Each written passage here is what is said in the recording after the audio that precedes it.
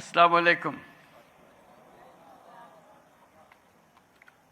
আজকে মহা পুনর্মিলনের দিন, আনন্দের দিন। এটা বাৎসরিক আনন্দের দিন, সবাই মিলে একত্র হওয়া আজকের বিশেষ দিনে। কিন্তু এই আনন্দের দিনেও আজকে আমরা সবাই ব্যথিত, দুঃখ ভারাক্রান্ত। হঠাৎ ভূমিকম্পের কারণে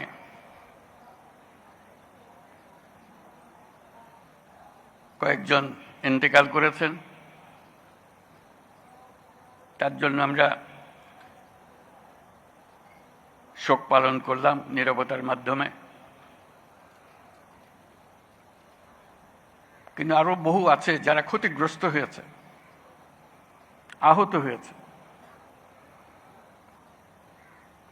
সম্পদের ক্ষতি হয়েছে, আর্থিক ক্ষতি হয়েছে। তাদের প্রতি আমরা সমবেদনা জানাচ্ছি আজকে। আশা করি তারা আবার নতুনভাবে তাদের জীবন শুরু করতে পারবেন। আজকে এই আনন্দের দিনে আমরা কদ্দূর আসলাম, কি করছি, সেটা সবাই মিলে আলাপ করব।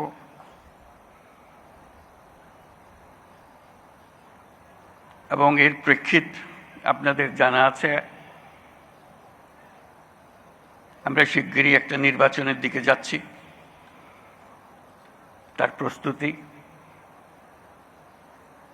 এই নির্বাচনের মাধ্যমে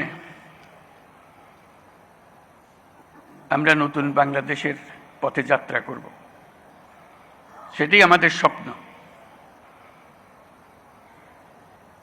এই নির্বাচন যেন সর্বাঙ্গ সুন্দর হয়, আনন্দমুখর হয়, উৎসবমুখর হয়, এবং আমাদেরকে সেই যাত্রাপথে সুন্দরভাবে রওনা করে দিতে পারে, সেটার জন্য আমরা সবাই মিলে চেষ্টা করব। বিসমিল্লাহির রহমানির রহিম। প্রিয় সহকর্মীবৃন্দ, তিন বাহিনীর প্রধানগণ,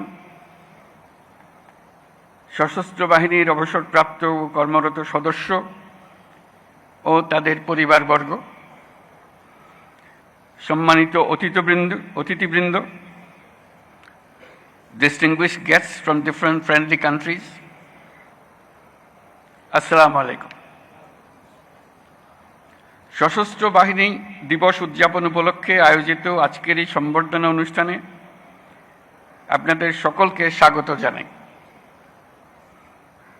আজকের এই বিশেষ দিনে আমি সশ্রদ্ধ চিত্তে স্মরণ করছি মহান মুক্তিযুদ্ধের সকল শহীদ, যুদ্ধাহত এবং অন্যান্য সকল বীর মুক্তিযোদ্ধাদের, যাদের আত্মত্যাগের বিনিময়ে অর্জিত হয়েছে আমাদের স্বাধীনতা। একই সাথে আমি শ্রদ্ধা জানাচ্ছি 2024 সালের জুলাই আগস্ট মাসে ছাত্র জনতার অভ্যুত্থানের সকল শহীদ, আহত এবং অংশগ্রহণকারী সর্বস্তরের মানুষের প্রতি, যাদের দুঃসাহসিক আত্মত্যাগ আমাদের দেশ পুনর্গঠনের একটি নতুন সুযোগ সৃষ্টি করে দিয়েছে। বাংলাদেশ সশস্ত্র বাহিনীর জন্ম 1971 সালে রণক্ষেত্রে। 71 সালের 25শে মার্চ হানাদার বাহিনীর নৃশংস আক্রমণের পরপরই 27শে মার্চ চট্টগ্রামের কালুরঘাট বেতার কেন্দ্র থেকে তৎকালীন মেজর এবং পরবর্তীতে রাষ্ট্রপতি জিয়াউর রহমান বাংলাদেশের স্বাধীনতা ঘোষণা করেছিলেন। এরই ধারাবাহিকতায় 21শে নভেম্বর সেনাবাহিনীর সাথে নৌ ও বিমান বাহিনী সম্মিলিতভাবে পাকিস্তানি বাহিনীর বিরুদ্ধে লড়াই শুরু করে। এই কারণেই 21শে নভেম্বরকে মুক্তিযুদ্ধের একটি মাইল ফলক হিসেবে গৌরবের সাথে পালন করা হয়। আজকে সেই 21শে নভেম্বর। আমরা যদি বিজয় অর্জন না করতাম, তাহলে মুক্তিযুদ্ধের বীর সেনাদের মৃত্যুদণ্ড ছিল অনিবার্য। অসহনীয় হয়ে যেত তাদের পরিবারের সকল সদস্যের জীবন। মুক্তিকামী সেনা, নৌ ও বিমান বাহিনীর অকুতভয় বীর সেনানীরা জীবনের পরোয়া না করে, পরিবারের ভবিষ্যতের কথা চিন্তা না করে এদেশের স্বাধীনতা যুদ্ধে ঝাঁপিয়ে পড়েছিল। তারাই এদেশের আপামর জনসাধারণকে সাহস জুগিয়েছেন। মানুষের সঙ্গে কাঁধে কাঁধ মিলিয়ে জল, স্থল ও আকাশপথে সম্মিলিতভাবে প্রতিরোধ গড়ে তুলে দেশমাতৃকাকে পরাধীনতার শৃঙ্খল থেকে মুক্ত করে এনেছেন। মুক্তিযুদ্ধকে বেগবান এবং সুসংগঠিত করার লক্ষ্যে তখন বাংলাদেশ ফোর্সেস গঠন করা হয়েছিল, যার অধীনে 11টি সেক্টরে বিভিন্ন দেশের বিভিন্ন অংশ থেকে আসা মুক্তিযোদ্ধাদের সামরিক প্রশিক্ষণের পাশাপাশি গেরিলা প্রশিক্ষণ দেওয়া হয়। এরই চূড়ান্ত রূপ আমরা দেখি 71 সালের 21শে নভেম্বর সেনাবাহিনী, নৌবাহিনী ও বিমান বাহিনীর সম্মিলিত অভিযানে। পাকিস্তানি সৈন্যদের বিরুদ্ধে এই যৌথ অভিযানেই 1971 সালের 16 ডিসেম্বর বাংলাদেশের স্বাধীনতা সংগ্রামের চূড়ান্ত বিজয় এনে দিয়েছিল। 71-এর মুক্তিযুদ্ধে আমাদের সশস্ত্র বাহিনীর অবদান বাংলাদেশের ইতিহাসে স্বর্ণাক্ষরে লেখা থাকবে। সশস্ত্র বাহিনীর প্রিয় সদস্যবৃন্দ, দেশের স্বাধীনতা সার্বভৌমত্ব রক্ষার পাশাপাশি দেশ গঠন ও জাতীয় দুর্যোগ মোকাবেলায় আপনারা সর্বদাই জনগণের পাশে থেকে কাজ করে যাচ্ছেন। 2024-এর ছাত্র জনতার অভ্যুত্থান ও চলমান দেশ পুনর্গঠন ও সংস্কারের কাজেও সশস্ত্র বাহিনী বরাবরের মতোই মানুষের পাশে দাঁড়িয়ে অব্যাহতভাবে দেশের মানুষের আস্থার প্রতিদান দিয়ে যাচ্ছে। আমি বিশ্বাস করি, গণতান্ত্রিক ও নিয়মতান্ত্রিক নেতৃত্বের প্রতি অনুগত বাংলাদেশ সশস্ত্র বাহিনী তাদের পেশাগত দক্ষতা ও দেশপ্রেমের সমন্বয়ে দেশের জন্য ত্যাগ ও তৎপরতার এই ধারাবাহিকতা অক্ষুণ্ণ রাখবে। বাংলাদেশের গণতান্ত্রিক উত্তরণে আসন্ন নির্বাচন একটি গুরুত্বপূর্ণ অধ্যায় হিসেবে বিবেচিত হবে। আমার সুদৃঢ় বিশ্বাস, এটি নির্বিঘ্ন ও উৎসবমুখর নির্বাচন হবে। এর আয়োজনে সশস্ত্র বাহিনীর সদস্যগণ দক্ষতা ও পেশাদারিত্বের সাথে এই মহান দায়িত্ব পালন করবে। একটি শান্তিপ্রিয় জাতি হিসেবে আমরা সকল বন্ধু রাষ্ট্রের সঙ্গে সম্মানজনক ও শান্তিপূর্ণ সহাবস্থানে বিশ্বাসী। তথাপি যে কোনো আগ্রাসী বহিঃশত্রুর আক্রমণ থেকে দেশের সার্বভৌমত্ব রক্ষার জন্য আমাদেরকে সদা প্রস্তুত ও সংকল্পবদ্ধভাবে থাকতে হবে।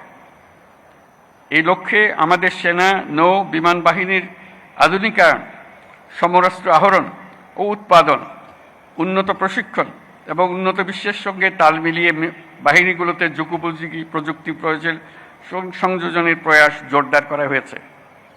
তবে দুঃখের সাথে বলতে হয় যে ফ্যাসিস্ট আমলে আমাদের বাহিনীগুলোর দক্ষতা বজায় ও বৃদ্ধির বিষয়টি উপেক্ষিত ছিল। অন্তর্বর্তীকালীন সরকার সকল বাহিনীর সক্ষমতা বৃদ্ধিতে ব্যাপক উদ্যোগ গ্রহণ করেছে। একই সাথে দেশরক্ষা ও জনকল্যাণমূলক কাজে ব্যাপক সংখ্যক ছাত্র ও যুব সম্প্রদায়কে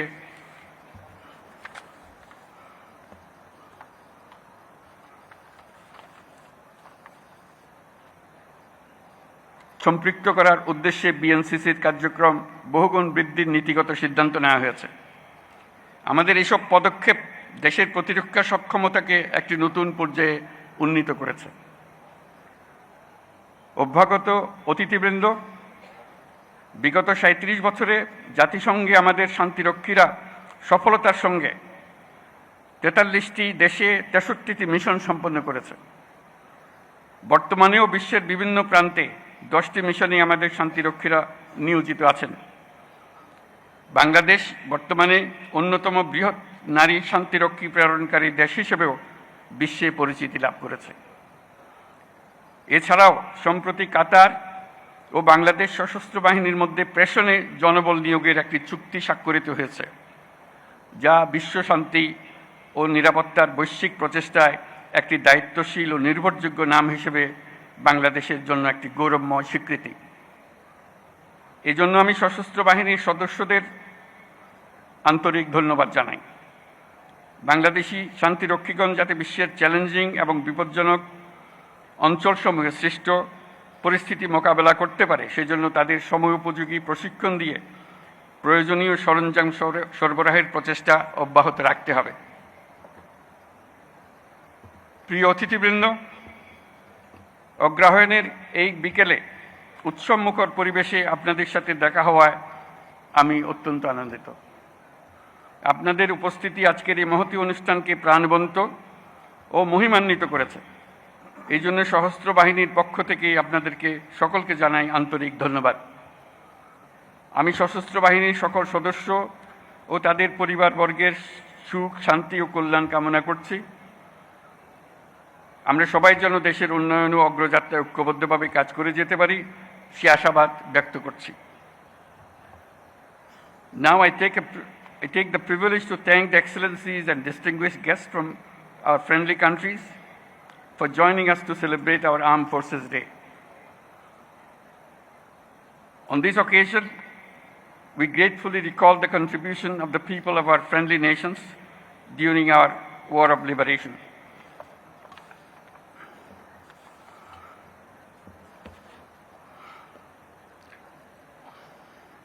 I am also thankful for the excellent support and assistance provided to our armed forces by your countries.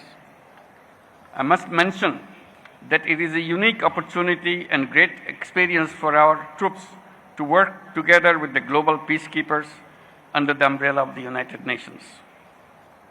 I assure our full support of my government and our armed forces to the United Nations and the international community in the global peace efforts. I also deeply appreciate those friendly countries that are employing members of our armed forces. We stand ready to expand such cooperation, and I thank you all for your kind presence. সুধীমণ্ডলে আপনাদের সবাইকে আজকের অনুষ্ঠানে অংশগ্রহণের জন্য অশেষ ধন্যবাদ জানাচ্ছি। মহান আল্লাহ আমাদের সহায় হন।